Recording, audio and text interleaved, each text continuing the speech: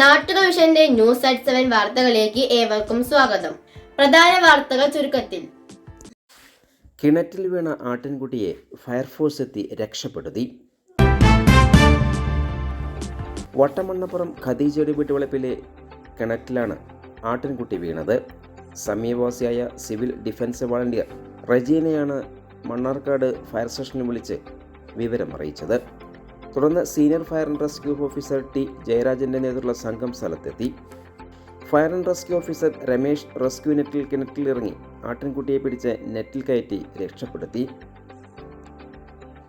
T K Ansal Babu, R Rahul, G Ajeesh, M Ramesh എന്നിവർ സ്ഥലത്തെത്തിയിരുന്നു. 40 അടി താഴ്ച ഉള്ളതും വെള്ളമുള്ളതും ആൽമറ ഉള്ളതുമായ കിണറായിരുന്നു ഇത്. ആട്ടിൻകുട്ടിക്ക് യാതൊരു തരത്തിലുള്ള പരിക്കുകളും സംഭവിച്ചില്ല.